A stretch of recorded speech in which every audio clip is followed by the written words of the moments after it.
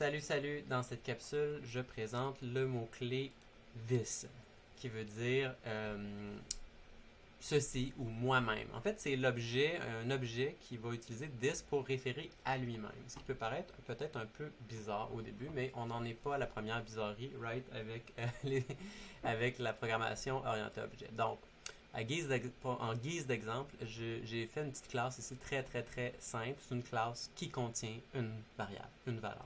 C'est un peu niaiseux, mais ça va nous aider à servir les besoins de notre cause.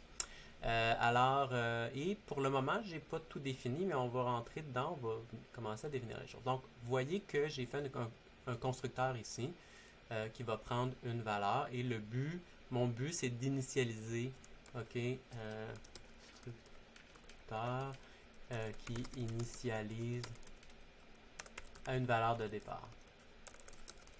Donc, mon but, c'est que de dire que par exemple, si je fais new my class 1, ben, cette classe-là devrait après ça contenir la valeur 1, l'autre la valeur 2 et 3. Si je fais new class 20, ça devrait être 20. OK? C'est vraiment juste une copie. Donc, comment est-ce qu'on peut faire ça? Bon. Alors, on pourrait se dire, OK, ben, je int value. Donc, je vais écrire value, la valeur de ma classe, égale value. OK? Ce qui peut paraître la bonne façon de faire. Mais déjà, on peut peut-être se poser une petite question. D'ailleurs, Processing nous dit tout de suite, il dit, la valeur value n'aura aucun effet. Pourquoi? Ben, si vous vous rappelez un peu, c'est une question de variable, de localité de la variable. Ici, ma variable int value, elle a le même nom que value ici. OK? Donc, ici, c'est comme si je disais, je prends la valeur value, mais c'est pas celle-là, c'est celle-ci. OK? C'est comme si je disais, prends cette valeur-là, int value, celui-là, et mets sa propre valeur dedans. Donc, ça ne foutra absolument rien. Donc, il faudrait que je puisse référer à cette valeur-là. Donc, il y aurait plusieurs moyens. Quelqu'un pourrait dire, ben, je vais la renommer. Je vais l'appeler init value pour valeur initiale. Et je vais dire value égale init value. OK? Là, c'est clair. Là, c'est clair que c'est cette valeur-là qui prend la valeur de cette deuxième valeur. Donc, ça, c'est une façon de faire. Très bonne, très correcte. Vous pouvez tout à fait procéder comme ça. Maintenant, vous allez peut-être voir dans du code, il y a des gens qui vont... Parce qu'à un moment donné, ça devient compliqué de trouver des noms à ces variables-là. Tu sais, comme set value, il faudra que je mette new value. À un moment donné, ça peut devenir difficile. Fait qu'on veut des fois réutiliser les mêmes noms. Des fois, même, ça peut être plus clair. Donc, admettons qu'ici, je veux garder le même nom value, mais j'aimerais ça quand même, celle-là, indiquer à processing. Garde cette valeur-là, que je veux ici, c'est celle-là. Okay? C'est la valeur de my class, de mon objet. Donc, il y a une façon de faire ça en processing. En fait, en Java, processing Java, c'est d'utiliser le mot-clé this. On va dire this point. Okay? Comme tout à l'heure, dans d'autres capsules, vous avez vu, j'avais un objet, puis je faisais quelque chose comme, je trichais un peu, je disais my object one.value égale 20, OK? Et ça, on sait que c'est super mauvais parce que ça brise le principe d'encapsulation, parce qu'on le fait de l'extérieur. C'est nous, on dit, on saute par-dessus le comptoir, puis on va changer méchamment et impoliment la valeur de myObject. Mais ici, c'est l'objet lui-même. Il se connaît lui-même, il sait que this, c'est lui-même. Donc, quand on dit this.value, ce que ça dit, c'est ça c'est la value, c'est la variable de l'objet. Donc ça devient, et là ça devient clair. Donc quand ça ici, ça dit à processing, attention, ça c'est cette variable-là. Tandis que elle, ben, c'est la variable par défaut. Donc j'ai pas mis 10 ici. Hein? Si j'avais mis 10 par exemple, je serais dans le trouble. Là, j'aurais le problème inverse, mais ici j'ai pas mis. Donc là c'est très clair que c'est la valeur membre de mon objet qui est 10. Qui prend la valeur, on va copier la valeur que j'envoie en paramètre. Puis on pourrait d'ailleurs ici dans cette value, on pourrait faire la même chose. On pourrait dire, regarde, vraiment là, avec cette value, je te permets de changer la valeur comme tu veux. Donc voilà, première utilisation, premier cas d'usage du this. Okay? Donc je vais juste pour le rouler, je vais juste vous montrer. Ce que je faisais ici, c'est que je me crée 3 classes, 1, 2, 3. Puis, quand j'appelle print value, je me suis fait une petite fonction qui imprime la valeur. Donc, ça imprime effectivement value in object. Donc, 1, le premier, ensuite le 2, ensuite le 3. Donc, on les imprime dans l'ordre et on voit que c'est la valeur initiale qu'on avait donnée. Ensuite de ça, je pourrais dire aussi, après, je pourrais m'amuser. Je pourrais venir dire myObject1.setValue, puis je la mets à 10. Okay? J'aurais le droit de faire ça. Donc, ça, parce que là, elle a été initialisée à 1, mais après ça, je la change à 10 et on voit que là, quand je les imprime, j'ai 10, 2 et 3.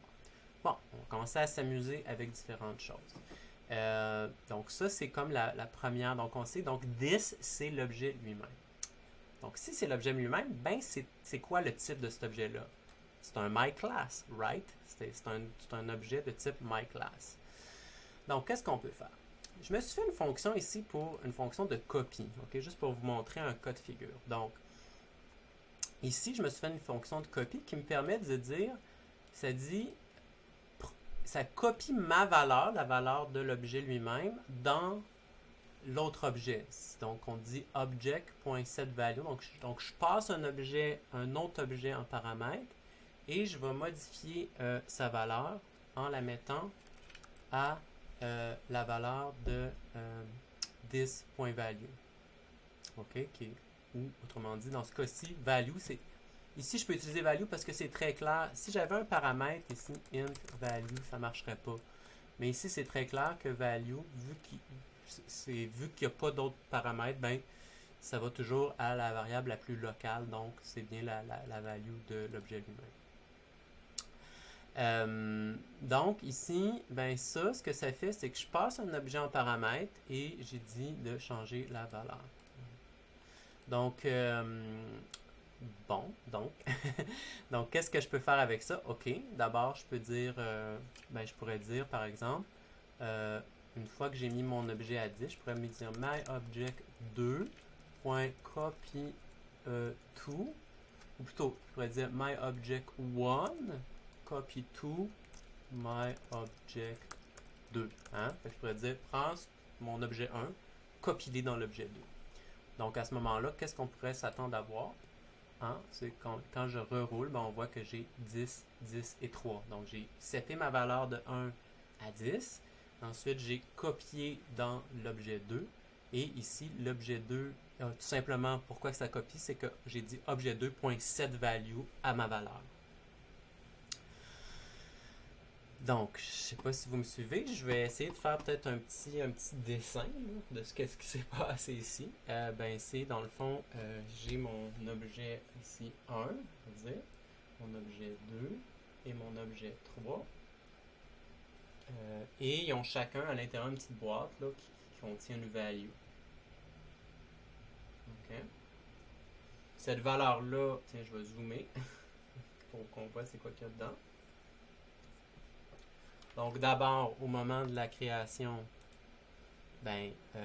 ici, au moment de la création, j'ai mis lui à 1, l'autre à 2, l'autre à 3. OK. Ensuite de ça, j'ai fait myObject1.setValue à 10. Donc, j'ai changé ici le 1 pour 10.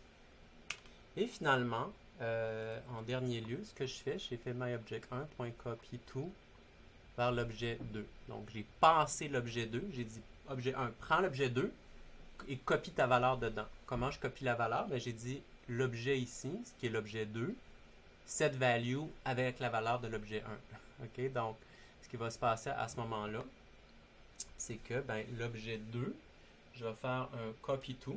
Donc, en fait, j'ai fait objet 1 de copy to, copier vers, si on veut, copier vers l'objet 2. Et ici, lui a fait un set value à cette valeur-là. Donc, il a pris la valeur qu'il y avait dans l'objet 1, ce qui fait que j'imprime ici 10, 10 et ensuite 3. Bon, maintenant, ça nous amène à quoi tout ça? Ça nous amène à une autre utilisation de this. Admettons que je voudrais me faire une fonction inverse, la fonction copyFrom. Je voudrais dire, mettons, par exemple, je pourrais vouloir dire je voudrais que myObject3 copy from myObject2. OK? Ça pourrait être ça. Ou même, mettons, ça serait juste pour vous montrer un peu, si je peux dire soit objet 1, copie-toi vers le 2, ou je pourrais dire 2, copie-toi vers le 1. Ça serait, ou plutôt, myObject1, copie-toi vers le 2, ou sinon, je pourrais dire mon objet 2, copie-toi du 1. Ça serait ça devrait faire la même chose. OK? Fait qu'avant de faire celui-là, tiens, je vais faire ça. Donc, 1 copie vers 2, c'est la même chose que dire 2 copie-toi de 1. C'est juste, ça serait l'inverse. Comment je pourrais le faire? Ben, je pourrais le faire un peu à la main, mais je pourrais utiliser aussi this. Donc, copy from. Si je veux copier à partir d'un autre objet, ben voici ce que je peux faire. Je pourrais réutiliser ma fonction copy-to. Tiens, je vais le mettre ici pour montrer, mais ça peut être donné dans n'importe quel ordre. J'ai pas besoin, je peux réutiliser ma fonction copy-to. Parce que si je dis copy from object, c'est de la même chose que de dire, si je veux que, c'est la même chose que de dire, copy from object, c'est la même chose que de dire object.copy-to, ok, moi. C'est comme si je disais, pour me copier à partir de quelqu'un d'autre, je dis à l'autre objet de copier vers moi. Et c'est quoi moi? C'est this. Donc, je peux dire object.copy-to this. Je viens de réutiliser la fonction que j'avais ici. Donc, je n'ai pas besoin de la recoder. Et c'est très clair. Je prends l'objet, je le copie vers moi. On va tester si ça fonctionne.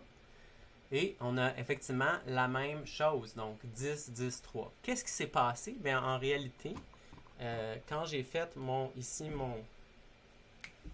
ce que j'ai fait, c'est fait 2. Mon 2 ici a fait copy from. Désolé. Copy from 1. Puis, quand on a fait le copy from 1, ben, qu'est-ce que c'est copy from de 1? C'est qu'on dit 1, OK, copy to this. C'est qui this? C'est l'objet 2. C'est l'objet 2 qui a appelé copy from objet 1. Donc, on sait très bien à ce moment-là, en fait, le copy from va venir faire un copy to à partir de l'objet 1 vers l'objet 2. Et on va avoir à ce moment-là la même, donc on a parti de ça, on va avoir le même phénomène. Donc le 10 va être copié ici dans le 10. Donc ça, c'est comme la deuxième utilisation du mot-clé this, c'est pour carrément l'utiliser, l'envoyer comme un objet. On prend un petit break peut-être, un petit verre d'eau, on s'essuie le front, ok? Prête? Dernière utilisation du mot-clé this est un peu plus weirdo, un peu plus bizarre. C'est comme un constructeur. Alors, admettons que je voudrais avoir un constructeur par défaut. Et on sait qu'on peut faire un overriding. Hein? On peut avoir plusieurs constructeurs qui s'override. Donc, je voudrais avoir un constructeur par défaut. Et mon constructeur par défaut, ce qu'il va faire, mettons, c'est qu'il va mettre une valeur de 1, de 0. Il met une valeur de 0. OK, par défaut. Donc, c'est sûr que je pourrais écrire value égale 0, ça c'est incorrect. Mais c'est très typique de réutiliser les autres affaires. Donc, en fait, ce que je voudrais faire ici, c'est comme si je voulais appeler, c'est comme si ici je voudrais appeler myClass 0. Je voudrais appeler cette fonction-là avec l'argument 0. C'est ça que je veux faire. Je veux comme utiliser l'autre constructeur. Je peux pas faire ça, j'ai pas le droit. Mais c'est quoi myClass? Dans ce cas-ci, c'est this. Donc ça, c'est la troisième utilisation, c'est de dire, on va l'utiliser comme un constructeur. Donc à ce moment-là, ça me permet, par exemple, je pourrais dire, je vais initialiser mon objet 3, pour donner un exemple, avec le constructeur par défaut, qui est bel et bien défini. Et à ce moment-là, lui va appeler myClass avec l'argument 0. Ce qui veut dire que vu que l'objet 3, je n'y ai jamais touché, on va arriver ici à valeur 10, 10 et 0. Donc, j'espère que vous avez suivi. Ça fait quand même pas mal. Voilà, ça ressemble un peu à ça, le mot-clé this. Donc, je vous laisse là-dessus et je vous dis salut, salut.